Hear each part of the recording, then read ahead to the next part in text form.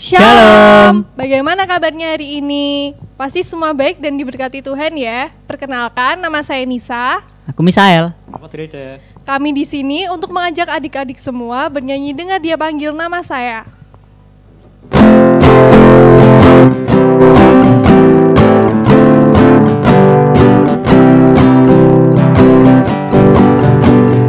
Dengar Dia panggil nama saya. Dengar Dia panggil namamu. Dengar Dia panggil nama saya. Juga Dia panggil namamu.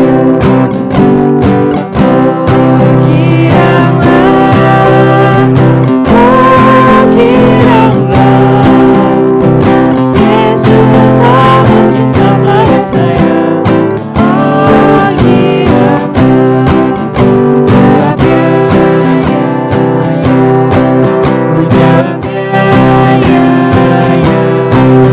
Jawab ya Tuhan, ku jawab ya Tuhan, ku jawab ya.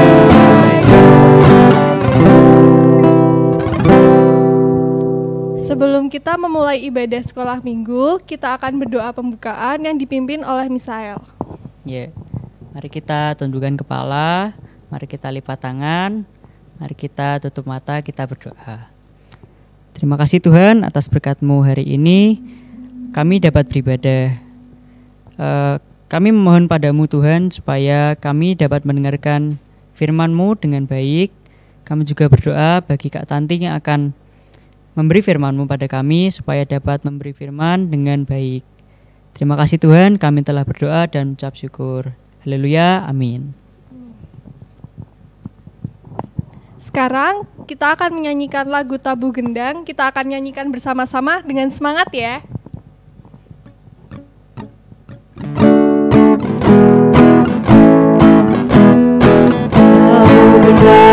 Sambil menari, nyanyikan lagu yang merdu.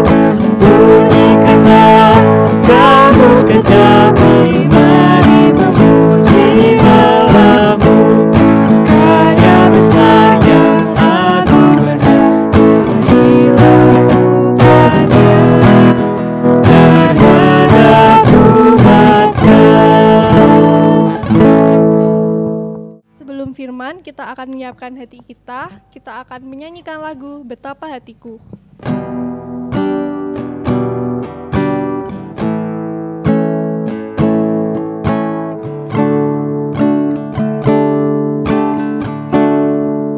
Betapa hatiku berterima kasih Yesus, Kau mengasihiku,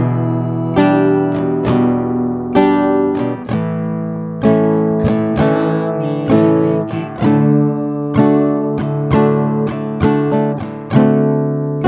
Hanya ini Tuhan persembahanku, segenap hidupku, jiwa dan ragaku. Sebab aku miliki harta kekayaan yang cukup berarti untuk ku persembahkan. Hanya ini Tuhan permohonanku. Terima Tuhan persembahanku. Pakailah hidupku sebagai aku seumur hidupku.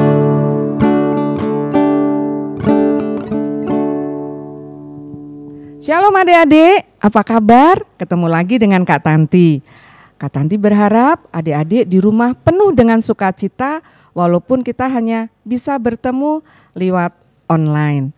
Nah adik-adik, sebelum mendengarkan firman, yuk sama-sama kita berdoa, kita lipat tangan dan tutup mata. Mari kita berdoa. Bapa Surgawi, Bapa yang kami sembah di dalam nama Tuhan Yesus Kristus, mengucap syukur Bapa atas berkat-Mu yang luar biasa terhadap kami. Bapa, saat ini kami rindu mendengarkan firman-Mu. Tolong Bapa mampukan kami untuk bisa mengerti akan firman-Mu. Terima kasih Bapa, di dalam nama Tuhan Yesus Kristus kami berdoa dan mengucap syukur. Haleluya. Amin. Adik-adik, siapa yang sayang sama Tuhan Yesus atau mengasihi Tuhan Yesus? Angkat tangannya. Ya, Kak Tanti yakin kalian semua mengasihi Tuhan Yesus. Nah, adik-adik, tanda kasih kita kepada Tuhan Yesus itu salah satunya adalah kita harus percaya bahwa Yesus adalah Tuhan dan Juru Selamat kita. Setelah itu kita juga harus patuh akan perintahnya, menjalankan apa yang diajarkan oleh Tuhan Yesus. Nah adik-adik, gimana ya kalau kita selalu patuh, kita harus bagaimana? Untuk tetap patuh, kita harus rajin berdoa dan membaca firman Tuhan. Nah adik-adik, firman Tuhan hari ini diambil dari kitab Keluaran 12 ayat 1 sampai dengan 14. Kitab Keluaran ada di Perjanjian Lama, di bagian depan sangat mudah mencarinya setelah kitab Kejadian. Nah, ayat yang akan kita baca panjang sekali dari ayat 1 sampai ayat 14. Jadi, Kak Tanti akan minta bantuan nanti pada Bu Nuki, kita panggil Kak Nuki aja ya. Pada Kak Nuki dan juga Kak Indrawan untuk sama-sama bergantian membaca ayat dalam kitab Keluaran 12. Ya adik-adik siapkan dulu kitabnya, cari Keluaran 12. Sudah siap? Ya kita sama-sama ya membaca kitab Keluaran 12 ayat 1 sampai 14. Berfirmanlah Tuhan kepada Musa dan Harun di tanah Mesir. Bulan inilah akan menjadi permulaan segala bulan bagimu. Itu akan menjadi bulan pertama bagimu tiap-tiap tahun. Katakanlah kepada segenap jemaah Israel, pada tanggal 10 bulan ini diambillah oleh masing-masing seekor anak domba menurut kaum keluarga, seekor anak domba untuk tiap-tiap rumah tangga. Tetapi jika rumah tangga itu terlalu kecil jumlahnya untuk mengambil seekor anak domba, maka ia bersama-sama dengan tetangganya yang terdekat ke rumahnya haruslah mengambil seekor. Menurut jumlah jiwa tentang anak domba itu, kamu buatlah perkiraan menurut keperluan tiap-tiap orang. Anak dombamu itu harus jantan, tidak bercela, berumur setahun. Kamu boleh ambil domba atau kambing. Kamu harus mengurungnya sampai hari yang ke-14 bulan ini. Lalu seluruh jemaah Israel yang berkumpul harus menyembelihnya pada waktu senja.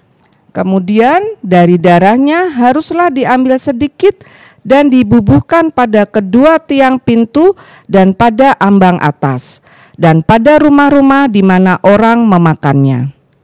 Dagingnya harus dimakan mereka pada malam itu juga. Yang dipanggang mereka harus makan dengan roti yang tidak beragi beserta sayur pahit.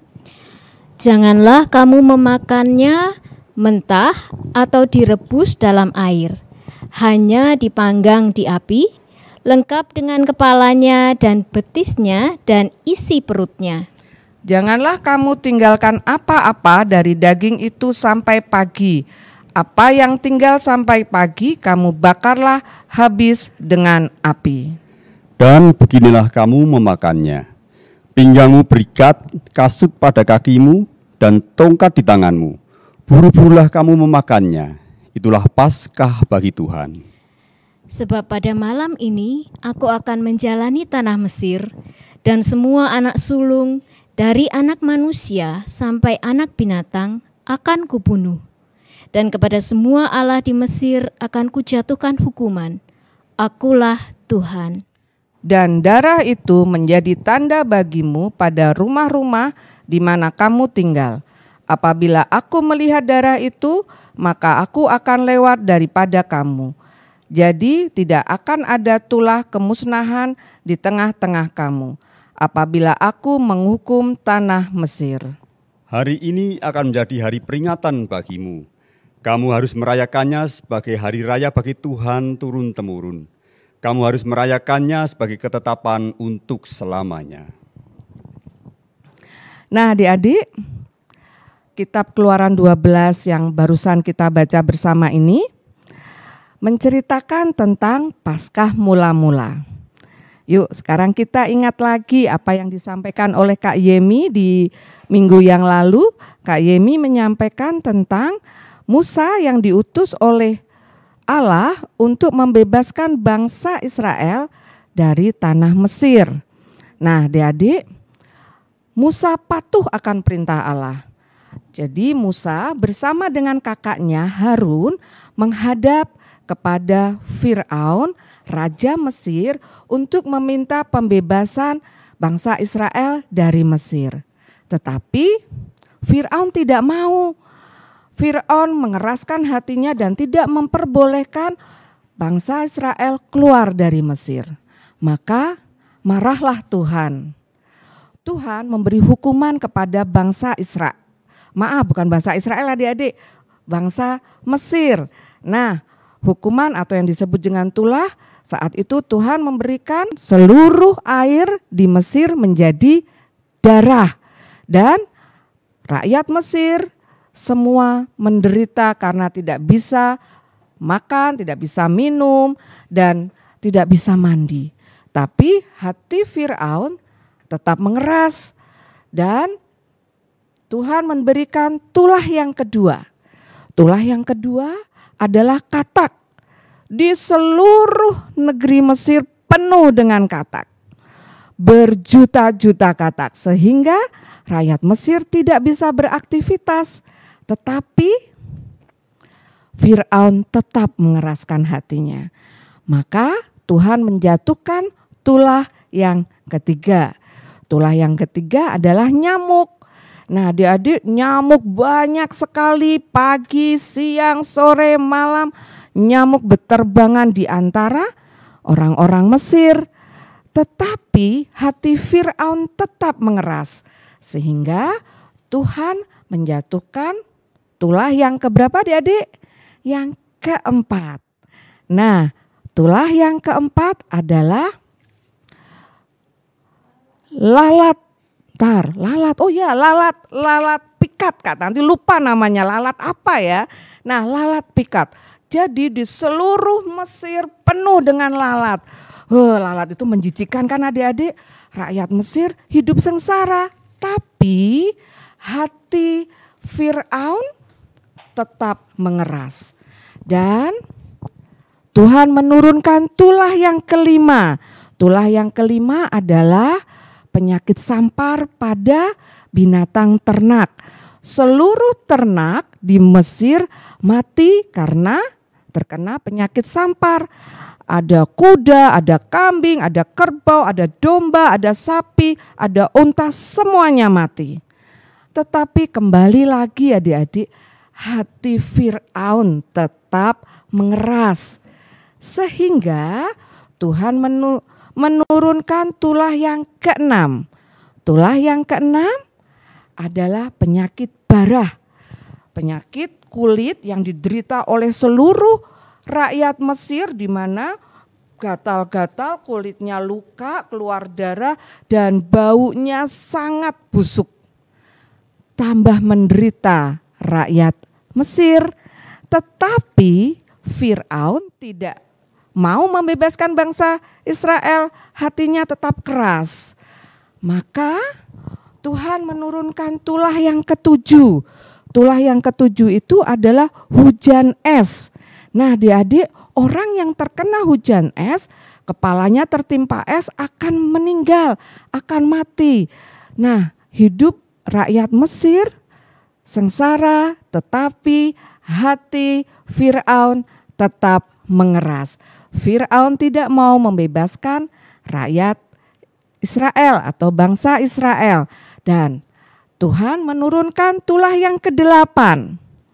Tulah yang ke-8 adalah belalang. Seluruh negeri ditutup oleh belalang, banyak sekali, jutaan belalang.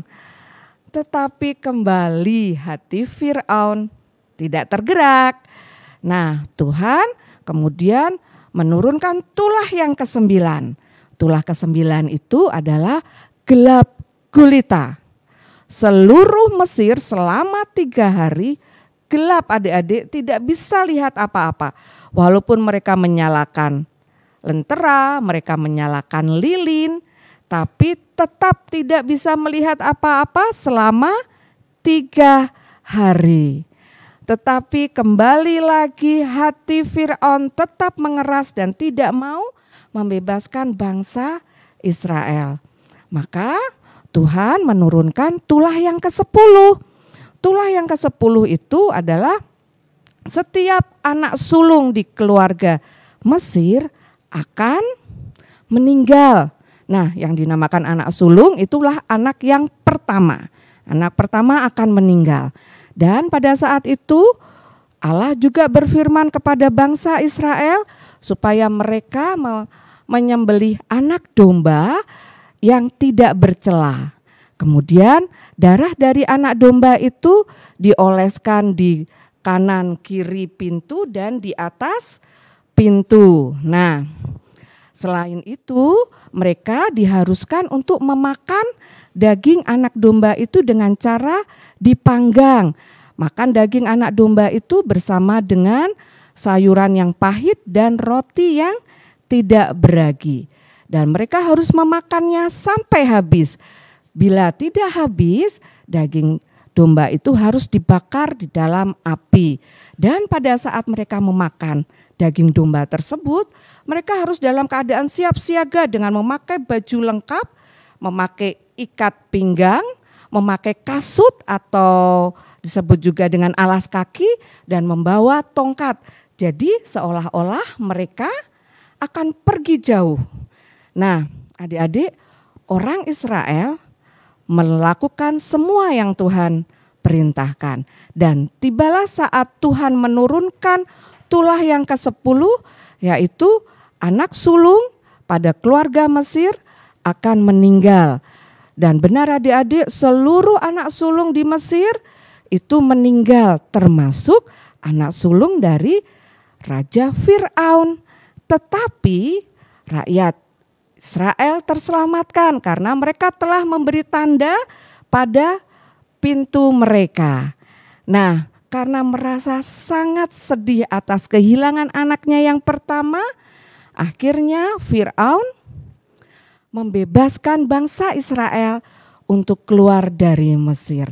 Dan saat itu adik-adik, bangsa Mesir bersukacita, bergembira karena mereka bisa bebas dari Mesir. Mereka membawa semua peralatan mereka, harta benda mereka, keluarga mereka, ternak mereka keluar dari Mesir. Dan itulah adik-adik yang dinamakan dengan Paskah Mula-Mula, di mana Paskah Mula-Mula adalah sukacita dari bangsa Israel karena bisa keluar dari tanah Mesir. Nah, adik-adik, cerita dari Keluaran 12 ini mengajarkan kita untuk taat kepada perintah Tuhan. Adik-adik bisa bayangkan kalau seandainya bangsa Israel lupa menolehkan darah domba di pintu rumah mereka, pasti ada bencana di keluarga bangsa Israel. Tapi mereka setia dan patuh pada Tuhan. Mereka melakukan apa yang Tuhan perintahkan. Hal itu adik-adik bisa kita contoh sama-sama. Kita pun seperti itu. Kita harus patuh pada perintah Tuhan. Patuh pada perintah Tuhan berarti juga patuh pada orang tua. Karena dalam kitab tertulis bahwa, hai anak-anak, apa adik-adik? Hai anak-anak, hormatilah orang tuamu. Nah, ada ayat yang mengatakan hal ini. Jadi kalian harus taat pada orang tua juga. Jadi misalnya ayah bilang, ayo dek mandi, ayo cepat mandi, ayo dek kamarnya dibersihkan, habis itu belajar. Kalian harus patuh dan melaksanakannya. Nah adik-adik, sekian firman hari ini. Sekali lagi yuk kita belajar untuk rajin baca kitab suci dan menjalankan apa yang Tuhan perintahkan kepada kita semua. Sebentar lagi adik-adik kita akan masuk ke aktivitas. Nah, aktivitas kali ini akan disampaikan oleh Bu Nuki. Ya, siap ya. Bu Nuki ini sedang siap-siap loh. Kita sebentar lagi akan masuk ke aktivitas. Oke, adik-adik tadi sudah mendengarkan cerita dari Kak Tanti tentang tulah di tanah Mesir. Nah, sekarang kita akan membuat aktivitas seperti yang dikatakan Kak Tanti tadi. Kita akan membuat pintu yang diberi tanda darah di kanan kiri pintu dan di ambang pintu dengan menggunakan bahan-bahan yang ada di rumah. Nah, kita akan pakai, yang pertama kita akan pakai kertas HVS ukuran A4. Kertas HVS ukuran A4 ini dibagi 2. Kemudian kita juga memakai kardus. Nah, kalau yang kardus, adik-adik boleh memakai kardus bekas apapun. Mungkin kardus bekas susu atau kardus bekas makanan. Silahkan memakai.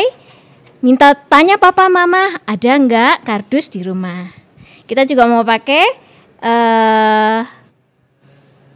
krayon bisa, spidol bisa, atau pensil warna.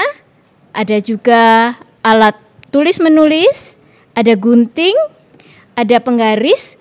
Terus kayaknya ada yang ketinggalan ya. Ada lem juga. Kita juga perlu lem. Wah, terima kasih Kak Tanti. Kita perlu lem untuk mengelem nanti ya. Jadi kita akan memulai ya. Adik-adik sudah siapkan di rumah. Minta tolong bantuan papa mama atau Eyang menyiapkan kertasnya dan menuliskan ayat emasnya. Ayat emas diambil dari Keluaran pasal 12 ayat 14a.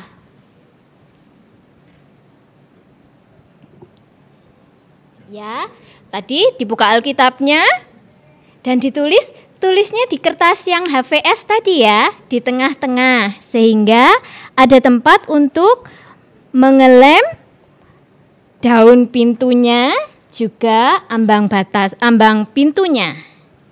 Ya. Kalau sudah siap, minta bantuan untuk papa mama yang belum bisa menulis, adik-adik yang belum bisa menulis, tapi kalau yang bisa menulis, tulis sendiri ya. Tulisannya yang rapi, jangan sampai salah karena ini ayat. Kalau ayat diusahakan jangan salah. Kalau sudah selesai, kita akan mengelem. Kita akan memotong dulu kardusnya tadi. Lebarnya kalau Kak Nuki sih memberikan 2 cm. Panjangnya silahkan sesuai dengan kertas HVS-nya.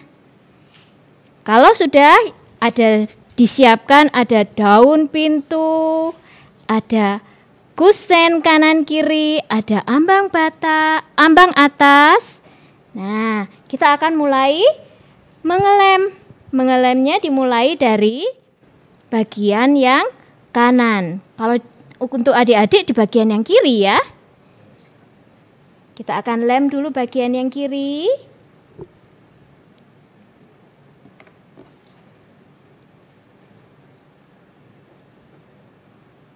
Dilem bagian yang kiri, kemudian dilem bagian yang atas. Dilem bagian yang daun pintunya dulu. Kenapa daun pintunya dulu? Karena daun pintunya harus dibuat ada lakukannya dulu, dilipat dulu ke depan. Kenapa? Supaya pintunya bisa dibuka. Ya, supaya pintunya bisa dibuka. Jadi kita akan mengelem dulu bagian daun pintu yang sudah dilipat. Nah, dilipat seperti ini, tapi dibuka dulu lipatannya, baru ditumpuki dengan kusen yang satunya. Nanti kalau sudah jadi, bentuknya seperti ini. Ya. Nah, pintunya bisa dibuka. Ya, pintunya bisa dibuka sehingga ayat emasnya bisa dibaca. Ya, seperti itu. Nanti hasilnya seperti itu. Ada yang kurang ya kayaknya. Nah, di kusen pintu dan di ambang batas, di ambang atas harus diberi gambar seperti darah. Karena tadi Kak Tanti bilang harus diberikan darah ya. Harus diusap dengan darah dari hewan yang sudah dipotong tadi. Dari domba yang sudah dipotong. Ya, boleh pakai krayon, boleh pakai spidol. Digambar, terserah adik-adik, silahkan. Pasti adik-adik sudah lebih pintar. Ya, jadi nanti hasilnya seperti ini. Silahkan mencoba di rumah. Nanti boleh direkam papa mama atau eyang dan kemudian dikirimkan kembali ke grup sehingga nanti bisa dilihat, dikompilasi oleh kakak-kakak dari tim multimedia dan nantinya akan ditayangkan. Gampang ya adik-adik? Pasti bisa dengan bantuan papa mama, pasti bisa. Dan adik-adik selama ini keren-keren loh hasilnya. Jadi Kak Nuki percaya pasti bisa. Itu untuk aktivitas hari ini dan kita akan menutup seluruh rangkaian ibadah hari ini dengan doa penutup. Kita mau berdoa? Kita akan berdoa. Adik-adik di rumah tetap ya dengan sikap hormat datang kepada Tuhan. Lipat tangan, tunduk kepala, tutup mata. Mari kita berdoa. Tuhan Yesus, terima kasih karena Engkau sudah mengajarkan kami untuk menjadi taat seperti bangsa Israel taat kepadamu. Tolong kami, kuatkan kami untuk menjadi anak-anak yang taat kepada Tuhan, juga kepada orang tua. Terima kasih Tuhan. Dalam nama Yesus kami sudah berdoa. Amin.